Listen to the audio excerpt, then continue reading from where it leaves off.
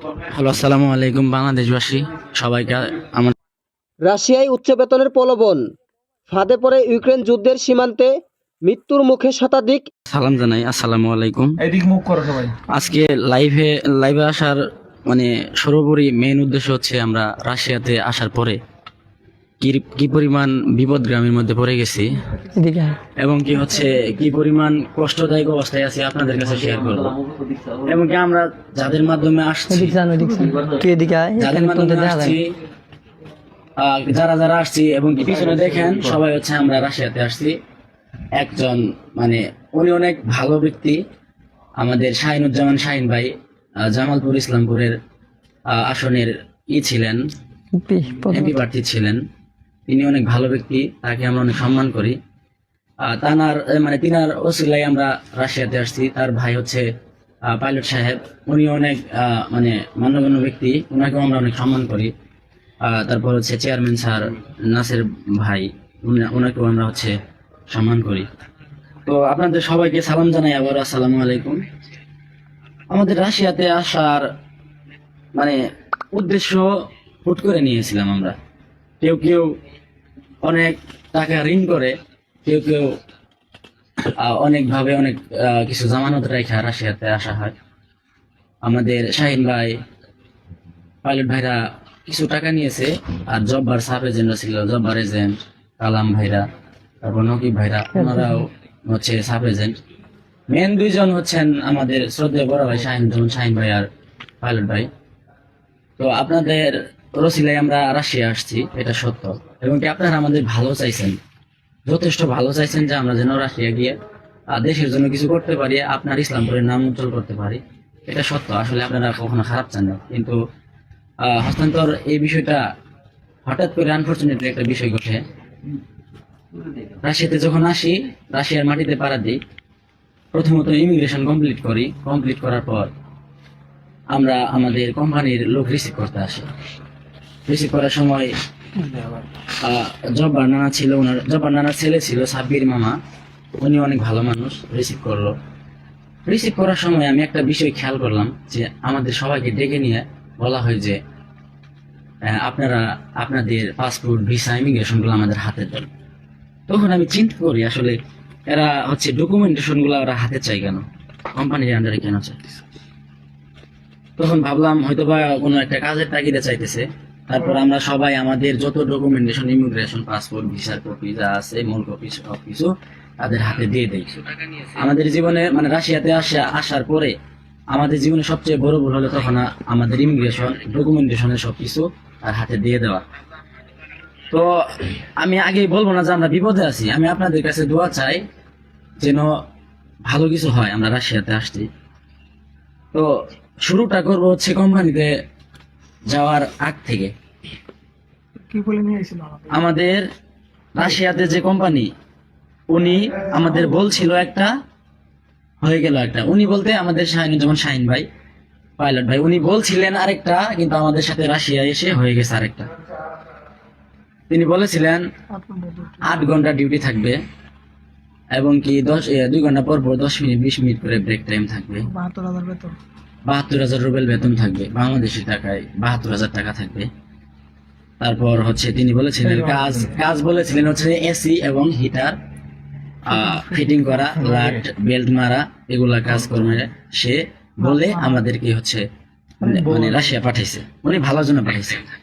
তারপর যখন আমরা হচ্ছে কোম্পানিতে জয়েন করি, আমাদের কাজের উপর 3 দিন ট্রেনিং করায়, 2 দিন হচ্ছে মেন ডিউটি করি, 2 দিন হচ্ছে ট্রেনিং করি।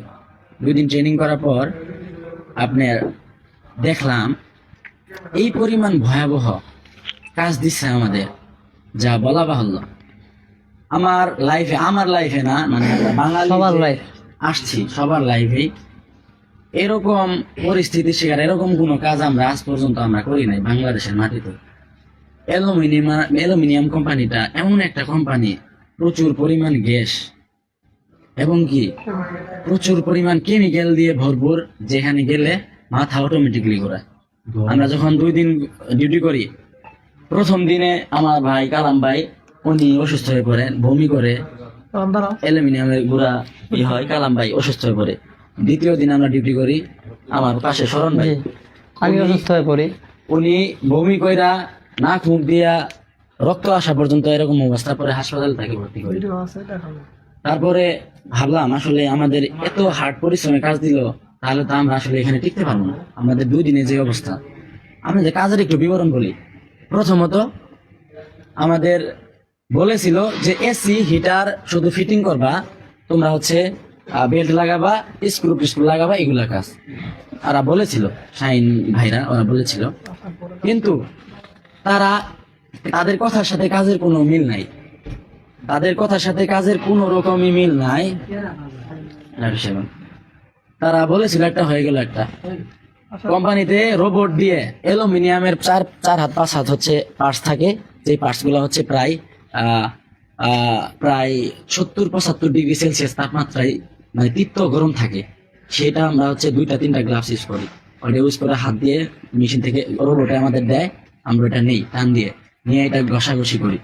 ঘষাঘষি করার পর তারা আমাদের যে অবস্থা হয় 10 মিনিট আধা ঘন্টা পর পর গ্লাভস চেঞ্জ করতে হয়। গ্লাস মানে তাপের কারণে গলে গলে গ্লাসেরই পরে জায়গা, আমরা 10 মিনিট আধা ঘন্টা পর পর 20 মিনিট পর পর গ্লাভস চেঞ্জ করি।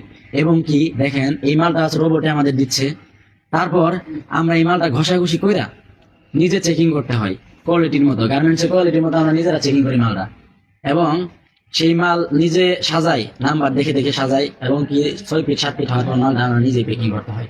একটা লোক, আপনারাই বলেন, একটা লোক কি পরিমাণ মানে পরিশ্রমী এবং কি পরিমাণ হার্ড হলে আমরা কি রোবট, আমরা বাঙালিরা কি রোবট? এত মানে 4-5টা স্টেপের কাজ আমাদের একজন রেডি করাইতেছে। মেনে নিলাম আমরা কষ্ট করতে হবে, প্রবাসে আসছি করবো কষ্ট, মেনে নিছি। কিন্তু আমাদের আরেকটা বড় বিষয় হচ্ছে যেমন শাহিন ভাই, পাইলট ভাই, উনি আমাদেরকে এই কোম্পানিতে বিক্রি করে দিছে। আপনারা শুনলে হয়তো অবাক হবেন যে তাদের কাছ থেকে আমাদের কোম্পানির বসের সাথে আমার কথা হয়েছে। কেউ যদি প্রুফ নিতে চান আমার কাছে ইনবক্সে নক করবেন, আমি ইনশাল্লাহ আপনাদের দেখাই দিব। তারা বলেছিল যে তোমরা যাবা, সুন্দর মতো কাজ করবা, কোনো সমস্যা নেই, মাস শেষে ডিউটি হবে, টাকা পাবা। এগুলা সবকিছু অসামাজিক মানে অসামঞ্জস্যপূর্ণ কথা, যা কোনো কথার সাথে কোনো কাজের মিল নাই, একদম লোভনীয় কথা। আমাদের লোভ দেখে এগুলা কাজ করা হয়েছে। তো আপনি দেখেন আমাদের কোম্পানিতে এমন ভাবে বিক্রি করছে, প্রত্যেক জনের কাছ থেকে 5 লক্ষ 7 লক্ষ করে টাকা নিছে। আমার পার্সোনালি আমি যার সাথে ভালো সম্পর্ক, বসের সাথে, ম্যাক্স বস, ডেনিস, এলিনা ম্যাম, ওনার সাথে আমার ভালো সম্পর্ক, ওনার আমি পার্সোনালি বলছে, দেখো তোমাদের আমরা হচ্ছে সুন্দর করে টাকা দিয়ে কিনে নিয়ে আসছি, আমরা তোমাদেরকে ছেড়ে দিব, এত সহজ না। তোমরা যদি আমাদের এখান থেকে যেতে চাও, তাহলে তোমাদের প্রত্যেক জনের পিছনে 3 লক্ষ 4 লক্ষ 5 লক্ষ করে টাকা খরচ। এই টাকা জরিমানা দিয়ে তারপর হচ্ছে রাশিয়া থেকে চলে যেতে হবে, আমাদের কোম্পানি থেকে চলে যেতে হবে। এবং কি আমরা তখন বলি আমরা তো নিজেই টাকা দিয়ে আসছি, কেন আমরা আপনাদের জরিমানা দিব? তারা আমাদের উপর মানে কোনোভাবে আমাদের কথা শুনে না। তারপর আমরা বলি যে আপনারা যাদের মাধ্যমে আমাদেরকে নিয়ে আসছেন, ওনার সাথে কথা বলেন, ওনারা কি হয় কি বলে। ওনারা যদি জরিমানা দিতে বলে কিংবা আমাদের বাংলাদেশে নিয়ে যাইতে বলে, আপনারা ওনার সাথে কথা বলে বাংলাদেশে পাঠান, সমস্যা নেই, আমরা চলে যাবো। কিন্তু এত সমস্যা সম্মুখীন হওয়ার পরে আমরা আশা নিয়ে এখানে কাজ করি, এজেন্টের ভরসা পায়া, এজেন্টের কথা শুনে কাজ করতে যাই। তারপরে বেতন মনে করেন 45,000 রুবেলের মধ্যে। কাজের সমস্যাগুলো আপনাদের বলি, 45,000 রুবেল বেতন যে দিব প্রত্যেক মাসে, ওরা কিভাবে টাকাটা দেয়?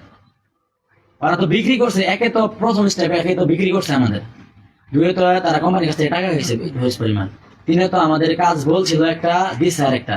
4 নাম্বার পয়েন্ট, তাদের কথার সাথে মানে রাশিয়ার কথা কোনো মিল নাই। 5 number point, company royal thermo মানে সবার থেকে হার্ড কাজ, যে কাজটা অন্যান্য কোম্পানি আছে সেটা ইউজ করে ওদের কাজ সহজ। 6 নাম্বার পয়েন্ট হচ্ছে তারা এখন আমাদেরকে চিনে না।